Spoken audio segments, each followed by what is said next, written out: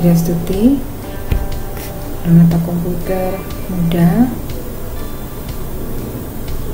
Kembali saya menerangkan pada Anda terkait penilaian prestasi kerja online atau PPK online untuk pembahasan sesi bagaimana mengisi sasaran kerja pegawai. Yang harus Anda perhatikan adalah apa ketentuan membuat sasaran kerja pegawai.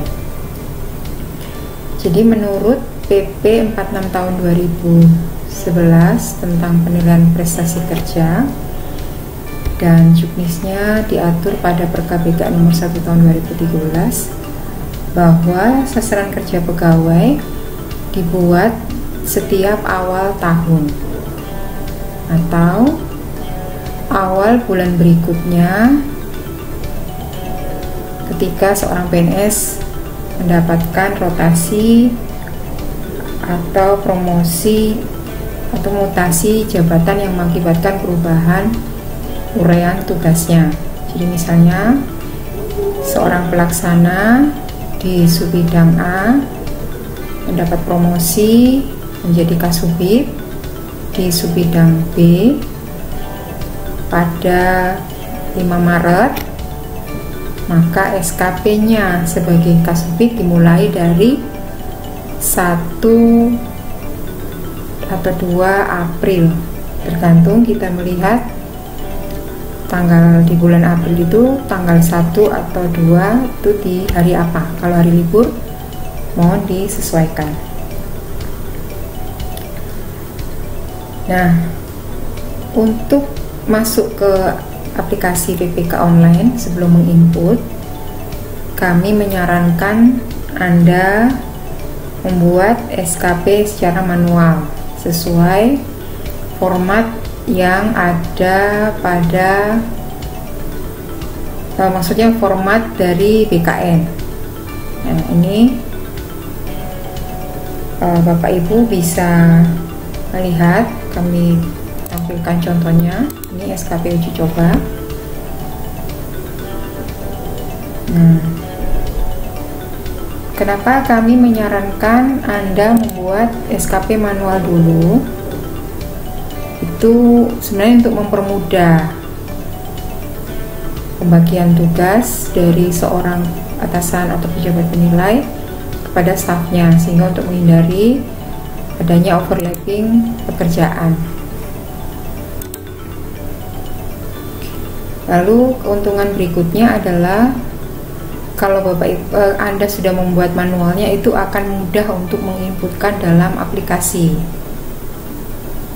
Ya, jadi pembuatan manual SKP manual ini sangat penting sebagai dasar Bapak Ibu atau Anda menginputkan SKP dalam aplikasi. Karena idealnya SKP-nya itu disetujui dulu oleh atasannya, baru bisa diinputkan di aplikasi. Nah, ini contohnya.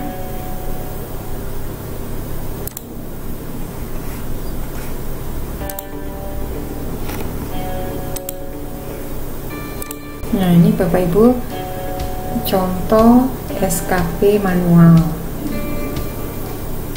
SKP manual ini sebaiknya dibuat sesuai dengan nama jabatan Anda.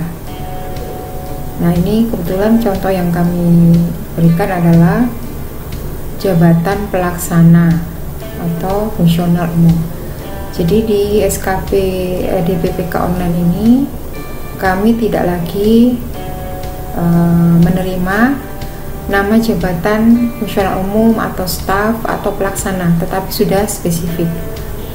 Nah, untuk penentuan nama jabatan Anda, silakan berkoordinasi dengan pejabat penilai atau atasan langsungnya tentang penetapan nama jabatan masing-masing pelaksana.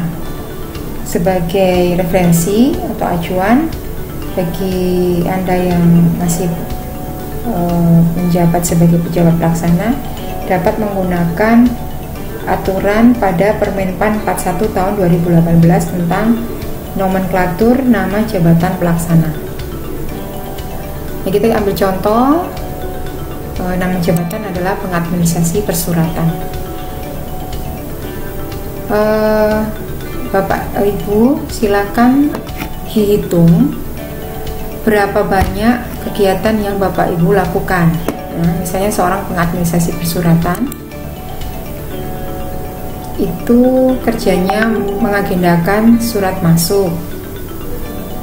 Nah, untuk menetapkan kuantitas itu dihitung akumulasi dalam 1 tahun. Ya, jadi misalnya Anda mengagendakan surat masuk di dinas-dinas tertentu, dalam sehari itu diambil angka minimalnya, misalnya 5, berarti 1 minggu 5 dikalikan 5 jadi 25. 1 bulan 25 kali 4 menjadi 100. 1 tahun dikalikan 12 menjadi 1200. Jadi inputkan di sini angka 1200.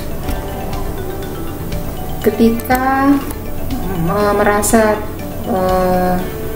terlalu banyak, boleh dikurangi.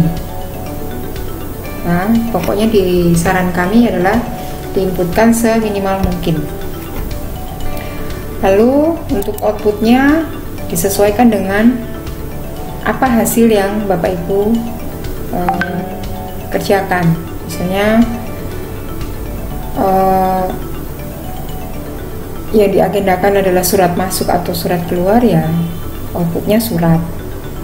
Lalu ini adalah default 100% adalah target yang Anda tetapkan. Kemudian waktu juga 12 bulan ya, karena tadi di awal kami sampaikan bahwa dibuatnya di awal tahun sampai 1 tahun ke depan. Jadi kita tidak bisa memprediksi bahwa nanti di bulan apa saya dapat jabatan atau dirotasi, tidak bisa. Jadi di awal tetap harus 12 ya. Dan inilah bulan semuanya. Oh ya Bapak Ibu, untuk menetapkan target kami menetapkan standar minimal seorang PNS wajib membuat SKP atau target itu minimal 5 kegiatan. Nah di contoh ini ada 10 ya. Jadi minimal Anda harus menetapkan 5 kegiatan ya. Kalau kurang dari 5 dianggap tidak membuat target gitu. Oke. Dia jabatannya pengadministrasi persuratan, kemudian uraian tugasnya seperti ini. Jadi perlu kami tekankan bahwa sebaiknya Anda membuat uraian tugasnya itu disesuaikan dengan nama jabatannya gitu. Tapi mungkin ada yang kerjanya rangkap, itu pun tetap yang diambil adalah yang paling dominan dia kerjakan ya Bapak Ibu. Nah ini sudah bagus, ada 10 kegiatan, itu dia buat lebih perinci. Nah kemudian untuk kegiatan kedua, mendistribusikan surat dari kepala bidangnya ke masing-masing subbidang, jadi disamakan gitu ya. Kemudian ini mengagendakan surat masuk keluar juga, dia pisahkan lagi. Untuk struktural jabatan dia subbidang struktural punya sendiri 500 surat. Kemudian dia mencatat pekerjaannya, membuat laporan. Nah ini membuat laporan itu dia laporan bulanan, jadi 1 bulan 1 menjadi 1 tahun jadi 12 dokumen atau 12 laporan juga boleh.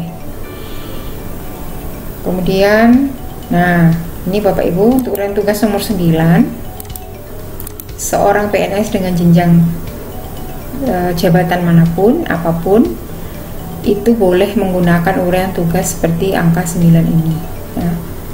Melaksanakan tugas lain yang diberikan pimpinan baik lisan maupun tertulis. Itu pun tupoksi dari jabatan struktural juga ada dan bisa diadopsi oleh pejabat pelaksananya maupun fungsional tertentu juga boleh.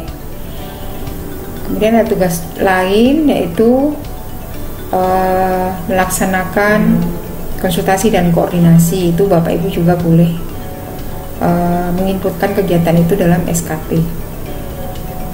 Ya, nanti secara rinci akan kami bahas di sesi tanya jawab pada video ini juga. Nah, setelah Bapak Ibu buat, silakan diajukan ke atasannya ya, untuk diketahui, diminta tanda tangan sekalian dan tanda tangan Bapak Ibu Anda juga sendiri sebagai kontrak kerja. Nah, tahapan pertama sudah Bapak Anda lalui. Sekarang saatnya menginput pada aplikasi. Oke, saya tutup. Sekarang buka aplikasinya. Nah, diandaikan bahwa Anda sudah masuk di aplikasi seperti pada video kami yang terdahulu tentang bagaimana cara masuk ke aplikasi, login, masukkan username-nya, NIP-nya, NIP Bapak Ibu masing-masing. Kalau kami menggunakan uji coba,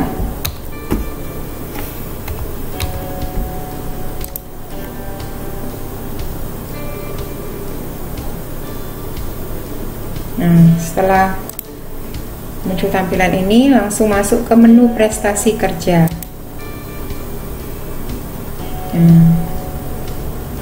Nah, ini karena uji coba kami sudah pernah buat untuk pendampingan atau sosialisasi, mungkin di layar Anda kosong, itu berarti Anda belum pernah membuat SKP. Nah, langkah awal untuk membuat SKP, pastikan Anda masih aktif di menu sasaran kerja pegawai ini, kemudian klik tombol create di sebelah kiri atas, klik tombol create 1 kali. Nah, sampai di layar Anda tampilannya seperti ini ya. Kemudian silakan mulai mengetik ya, yang tadi mengagendakan surat masuk bidang.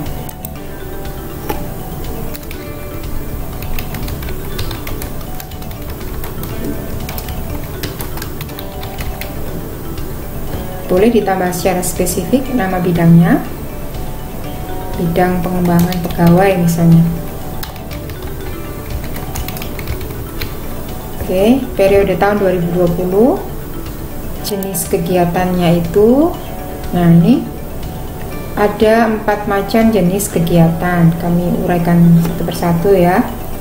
Untuk DIPA dan di DPA, APBD di DPA, APBN DIPA, itu jenis kategori kegiatan ini hanya bagi pejabat eselon 3 ke atas, 3, 2, 1 ya. Kalau yang eselon 4 dan pelaksana fungsional umum dan tertentu tidak boleh menggunakan kegiatan yang APBD atau APBN. Dia hanya boleh tupoksi ya.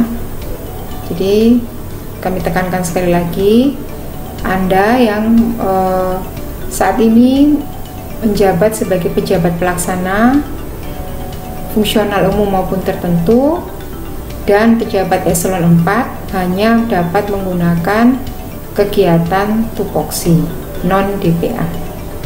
Silakan dipilih. Lama kegiatan 12 ya, mohon diperhatikan, tidak boleh kurang dari 12. Meskipun ada kegiatan yang misalnya membuat rancangan renstra atau renja, atau menetapkan langkah-langkah operasional, itu produknya hanya 1 dalam 1 tahun. Tetap Anda harus memasukkan lama kegiatannya 12, karena ingat tadi kita buat target itu di awal tahun untuk 12 bulan ke depan. Meskipun Anda kegiatannya produknya cuma 1 dalam 1 tahun, itu pengaturannya bukan di sini, nanti di tempat lain ya, kita ikuti saja. Baik, berikutnya untuk catatan ini, box catatan tidak usah diisi ya, itu dilewatkan saja. Ini adalah catatan ruang bagi atasan Bapak Ibu ketika Bapak Ibu mengajukan kegiatan ini dan terdapat penolakan dari atasan. Nah, itu dia menguraikan penolakannya itu apa, itu di sini. Kemudian catatan dari BKD itu juga dilewatkan. Nah, sedangkan ini adalah ruang untuk verifikatur Anda menolak kegiatan yang Anda ajukan ya. Jadi yang atas untuk atasan, yang bawah untuk verifikatur. Kemudian berikutnya di box atau kotak kuantitas output. Jadi dimasukkan berapa dalam 1 tahun mengagendakan surat tadi, 1.200 ya perkirakannya. Lalu di kuantitas outputnya itu tadi surat. Nah, sudah ada, silakan dipilih. Oke, kemudian untuk kualitasnya tetap 100, waktunya juga tetap 12. Kemudian biaya dan angka kredit dilewatkan saja. Pada sesi berikut nanti kami akan membahas bagaimana membuat SKP bagi pejabat fungsional tertentu yang ada angka kredit. Juga sesi berikutnya akan kami bahas bagi pejabat eselon 3 dan 2 yang juga mempunyai unsur biaya. Saat ini sesi ini kami batasi untuk fungsional umum dulu. Baik, setelah selesai, nah, silakan scroll atau geser layarnya lagi ke atas, nah, sampai menemukan tombol target bulanan siap dibuat. Klik 1 kali, target bulanan siap dibuat. Oh ya, sebelumnya kalau Anda belum klik target bulanan ini, maka statusnya masih draft ya, nanti di save. Di layar depan akan tampil statusnya itu masih draft. Tetapi ketika kita klik target bulanan siap dibuat ya, seperti ini, nah, maka statusnya berubah menjadi baru. Nah, kalau sudah, layarnya berbeda lagi ya. Di sini ada ajukan target dan target dibatalkan, muncul menunya. Lalu langkah selanjutnya adalah silakan geser layarnya ke atas pada tampilan ini, klik tombol generate target bulanan 1 kali. Nah, kenapa harus diklik generate target bulanan 1 kali? Supaya sistem membantu Anda dalam menentukan target bulanannya ya. Tadi kan sudah dihitung nih, 1 hari berapa, 1 minggu berapa, 1 tahun akumulasi 1.200. Nah, sama si sistem ditarget lagi bulanannya, Januari 100, Februari 100 sampai Desember 100 gitu. Kalau sudah yakin dengan target ini, silakan Anda klik ajukan target. Artinya kita mengajukan kegiatan ini ke atasan kita ya. Diperhatikan statusnya ini masih baru ketika klik ajukan target seperti ini. Oke. Nah, maka status pekerjaan Anda sekarang ada di penilaian atasan gitu. Oke, berikutnya saya akan memberi contoh bagaimana membuat kegiatan yang 1 tahun itu tidak sampai 12, jadi sebulan enggak sekali-sekali gitu ya. Oke, kita klik di sini. Nah, sebelumnya kalau Anda ingin melihat status dari pekerjaan yang sudah Anda input, SKP yang sudah Anda input itu seperti ini. Kalau verifikasi BKD berarti statusnya di verifikatur. Kalau penilaian atasan yang seperti tadi ini dan ini, itu artinya bahwa sudah saya ajukan ke atasan saya. Kemudian kalau statusnya masih draft, berarti saya belum generate. Kalau sudah baru, berarti saya sudah generate, seperti itu. Oke, nah ini kan ada pendobelan pekerjaan ya. Bisa juga untuk membuat kegiatan berikutnya saya create baru, atau silakan saja diedit yang draft ini ya, diklik salah satu yang masih draft. Ini kan ada pendobelan nih kalau sudah terlanjur input. Nah ini kita klik saja salah satu, kemudian kalau tampilan seperti ini kita klik edit. Nah, jadi ada kesalahan itu memang tidak bisa dihapus, jadi bisanya diedit dan diganti nama kegiatan lain. Nah ini misalnya saya memberi contoh untuk kegiatan yang tidak setiap bulan ada. Contohnya saya sebagai agendaris saya juga mau melaporkan lemari arsip misalnya, merapikan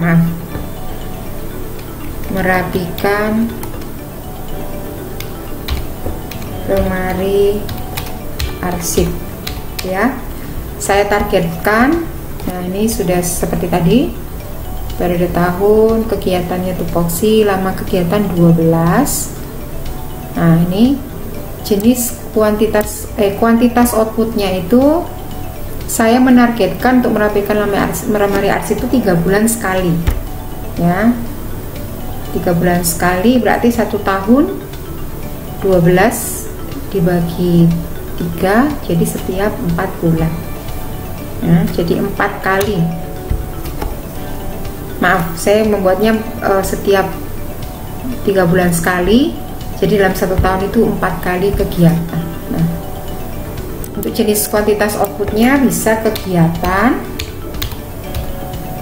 ini ada, sudah ada, atau kali juga boleh, kali.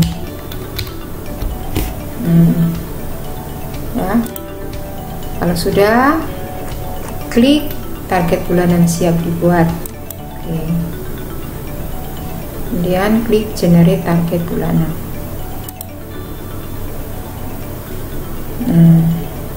Kalau sudah, silakan geser layar yang ke bawah.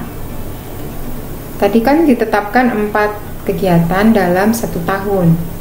Jadi oleh sistem dibuatnya default itu di awal bulan, 4 bulan pertama dalam 1 tahun. Jadi kegiatan-kegiatan itu ada di Januari, Februari, Maret, April.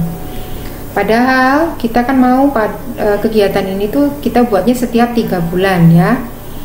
Jadi untuk mengeditnya silakan dihapus bulan-bulan yang tidak diinginkan. Misalnya saya Januari saya tidak mau, Februari tidak mau, Maret akan saya rapikan, April, Mei tidak, Juni, Juli, Agustus tidak, September, Oktober tidak, maaf,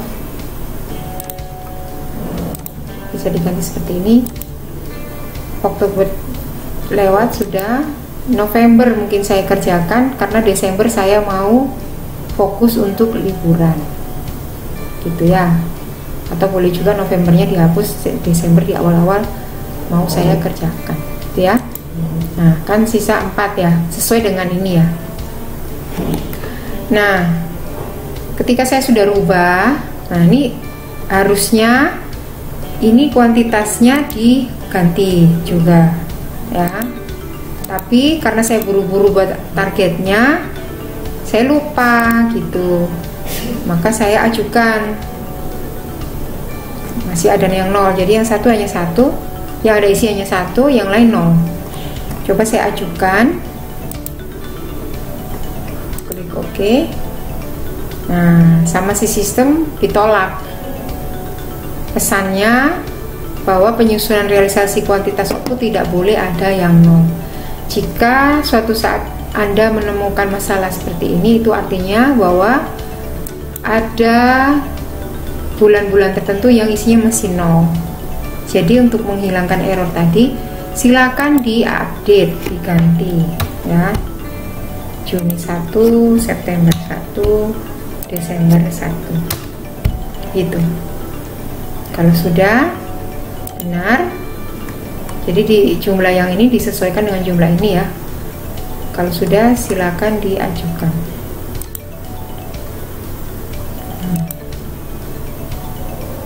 Gitu. Jadi saya sudah mempunyai 2 kegiatan yang saya ajukan ke atasan saya. Nah, contoh yang seperti ini juga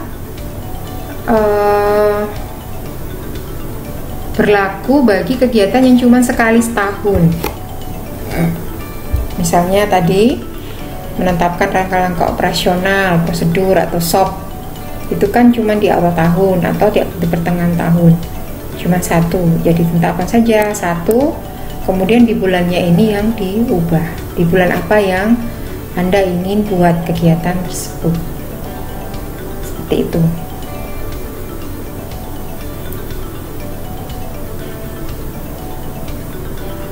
Nah, untuk kegiatan berikutnya, silakan saja ulang langkah dari awal, klik sasaran kerja pegawai, kemudian klik create. Nah. Oh ya, untuk penjelasan sedikit ya, yang perlu Anda perhatikan untuk status ini, sebaiknya status yang ada di SKP ini dipastikan semuanya nantinya menjadi berstatus diterima ya. Karena apa? Kalau statusnya belum diterima, maka nanti tidak bisa dilaporkan di SKP bulanannya. Jadi kalau statusnya masih verifikasi BKD, penilaian atasan atau baru, itu Bapak Ibu atau Anda wajib untuk menjadikan statusnya itu menjadi diterima. Karena kalau statusnya ada yang bervariasi seperti ini, kendala pertama yang akan Anda hadapi adalah tidak bisa dilaporkan di realisasi SKP bulanannya. Kendala kedua adalah kalau statusnya ada yang tidak diterima, nilai bulanan nanti akan berkurang ya. Jadi pastikan semua statusnya diterima. Jadi harus di follow up. Kalau baru segera diajukan, kalau penilaian atasan ingatkan atasannya. Kalau verifikasi BKD silakan hubungi verifikaturnya sampai semua statusnya diterima. Lalu tips berikutnya untuk membuat SKP, sebaiknya buatlah sepadat mungkin. Nah, misalnya membuat laporan, khususnya teman-teman yang di PDE itu, kalau buat laporan, kerjanya buat laporan terus ya. Jadi saran kami yang membuat laporan tapi dipadatkan ya. Laporan A, B, C, D, E, tapi kuantitasnya yang diperbanyak. Kemudian kalau saran kami, janganlah mengcopy paste kegiatan uraian tugas yang ada pada pergub. Nah, misalnya Kasubit ini kerjaannya ini, sampai kan ada tuh biasa di SKP itu uraiannya di uraian tugas tuh uraiannya sampai membuat pekerjaan A, B, C sesuai dengan prosedur yang berlaku sebagai sarana pendukung bagi pimpinan dalam menetapkan keputusan. Nah, itu tidak perlu. Jadi kalau saran kami ya sampai di istilah membuat laporan A, B, C, D, E subbidang A, seperti itu ya. Nanti kalau kurang jelas bisa ditanyakan di sesi video yang akan datang. Baik, untuk saat ini sesi ini diakhiri sampai di sini. Pada sesi membuat target atau membuat SKP bagi pejabat fungsional umum, kita akan berjumpa lagi pada sesi membuat SKP bagi pejabat fungsional tertentu. Sekian dan terima kasih.